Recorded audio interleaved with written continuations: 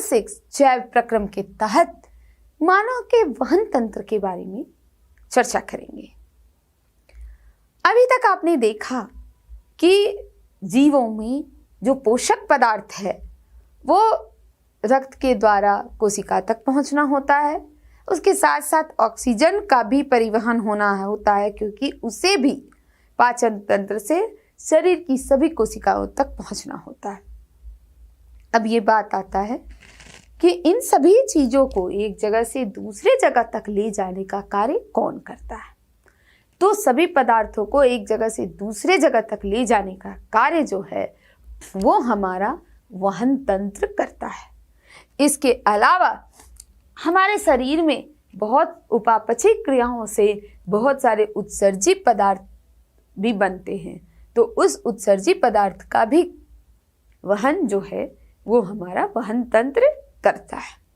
अब देखते हैं मानव के संवहन तंत्र के प्रमुख अवयव कौन कौन से हैं। तो अगर हम मानव के वहन तंत्र के मुख्य अवयव को देखें तो सबसे पहला आएगा हृदय, दूसरा रुधिर वाहिका जिसको हम रुधिर नलिका कहते हैं, और तीसरा रुधिर और लसिका। हृदय रक्त के पंप करने का काम करता है, वाहिका नलिका है जो एक जगह से दूसरी जगह ले जाने का काम करता है, और रुधिर तथा लसिका एक माध्यम है जिसके साथ किसी भी पदार्थ का स्थानांतरण एक जगह से दूसरी जगह होता है। अब हम आते हैं ये रक्त क्या है और रक्त का कार्य क्या है। रक्त मुख्यतः दो चीज पदार्थों से मिलकर बना है। प्लाज्मा जो रक्त का द्रवीय माध्यम है जिसे हम प्लाज्मा कहते हैं, यह भूसे के रंग का होता है, और इसी प्लाज्मा में रुधिर कोशिकाएं मिली हुई होती है। यह रुधिर कोशिका 3 प्रकार की होती है, आरबीसी, डब्ल्यूबीसी और प्लेटलेट्स। आरबीसी जिसको हम लाल रक्त कणिकाएं कहते हैं, और इसका कार्य क्या है? यह ऑक्सीजन और कार्बन डाइऑक्साइड का परिवहन करता है। इसका रंग लाल है क्योंकि इसमें हीमोग्लोबिन मौजूद है। दूसरा डब्ल्यूबीसी जिसको हम लोग श्वेत रक्त कणिकाएं कहते हैं, और इसका कार्य है कि ये बाहर के से आने वाले जीवाणुओं विषाणु से हमारे शरीर की रक्षा करता है। इसे हम अपने शरीर का सिपाही भी कहते हैं। जो तीसरा है हमारा प्लेटलेट्स।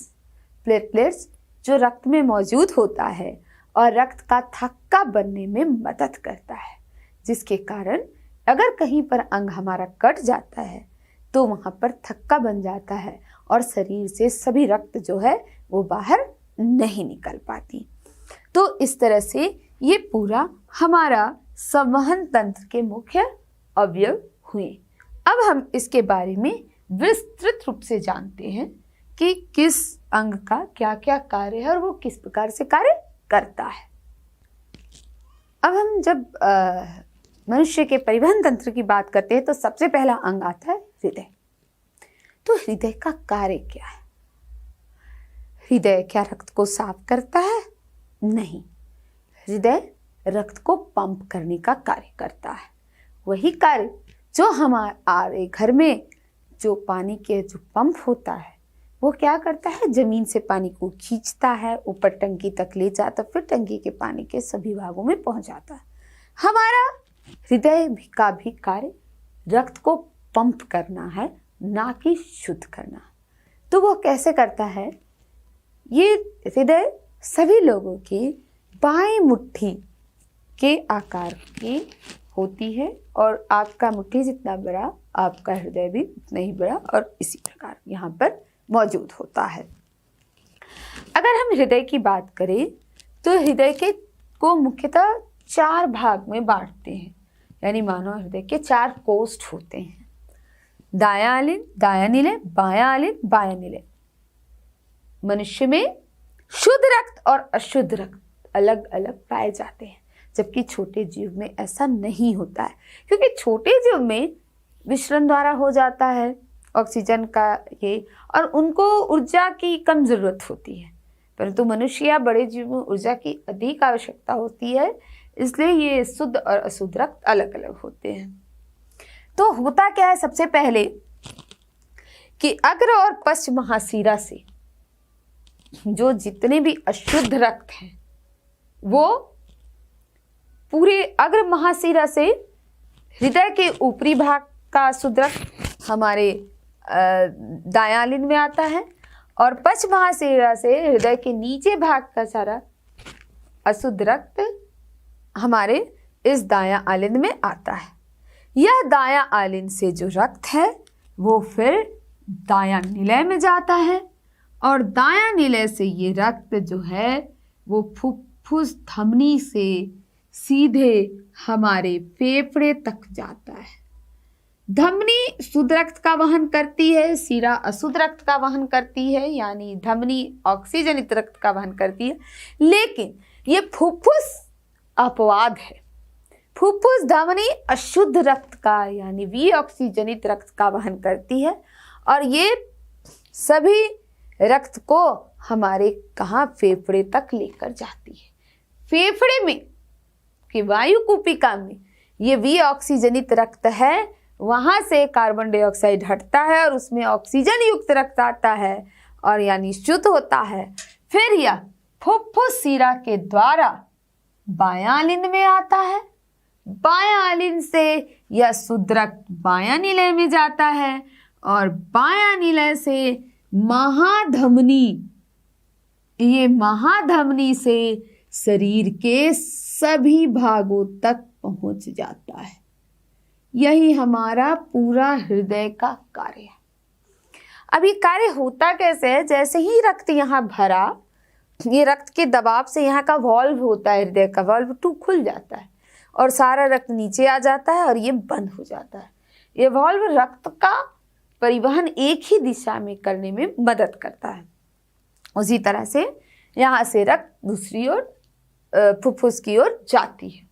तो इस तरह से आप देख रहे हैं कि एक ही जो रक्त है एक बार पूरे शरीर से हृदय में आई, फिर शुद्ध होने के लिए फेफड़ा में गई, फेफड़ा में जाने के बाद फिर शुद्ध होकर हृदय में आई और हृदय से पूरे शरीर में गई। और एक ही रक्त का इस प्रकार हृदय में 2 बार आना कहलाता है दोहरा परिसंचरण। दोहरा परिसंचरण जो कि हमारे हृदय में होता है, इसलिए हृदय में कहते हैं कि दोहरा परिसंचरण होता है। एक बार एक रक्त हृदय में 2 बार आता है। अब इस सारी प्रक्रिया में आप देखते हैं हमारे आलिंद की दीवार पतली है, निलय की दीवार मोटी है। हमारा हृदय बहुत ही पेशी अंग है, उसको जिंदगी भर काम करना होता है, वो थकता नहीं है और वो अनैच्छिक पेशी है, क्योंकि अगर वो रुक गया तो हमारा जिंदगी ही रुक गया। तो ये मांसपेशी जो हृदय पेशी वो लगातार चलती रहती है और एक बार हमारे हृदय फैलता है और एक बार सिकुड़ता है। सिकुड़ता है तो दायां आलिंद का रक्त दायां निलय, बायां आलिंद का रक्त बायां निलय में, और एक बार नीचे सिकुड़ता है तो ये पूरा शरीर के में चला जाता है। तो इस तरह से रक्त दाब हम लोग निकालते हैं। हमारे रक्त वाहिका में रक्त का दाब क्या है और उससे पता चलता है कि हमारा हृदय ठीक से काम कर रहा है कि नहीं। जैसे 120/180 120 mm जो है वो हमारा अगर हृदय सिकुड़ा हुआ तब रक्त का दाब है, फैला हुआ तो 80। तो एक सामान्य रक्तदाब 120/80 mm होता है। और इस तरह से जो है हृदय फेफड़े तक रक्त को भेजकर और शुद्ध कराकर फिर अपना शरीर में ले जाता है। यह कार्य अनवरत चलती रहती है। अब हम आगे देखते हैं कि रक्त के अलावा परिवहन का कार्य और कौन कौन करता है। एक और तरह का तरल उत्तक है जो वहन में मदद करता है, वो है लसिका। होता क्या है कि कोशिका के से रिस कर कुछ प्लाज्मा, हमारा प्रोटीन, ये अंतःकोशीय स्थान में आ जाते हैं और लसिका का निर्माण करते हैं। इसमें प्रोटीन भी मौजूद होता है। यह अंतःकोशीय स्थान बाद में मिलकर एक बड़ी लंबी नली का निर्माण करते हैं और ये पूरे लसिका तंत्र को बनाते हैं। लसिका बचा हुआ एवं क्षुद्रांत जो अवशोषित करता है वसा, उसका वहन करता है।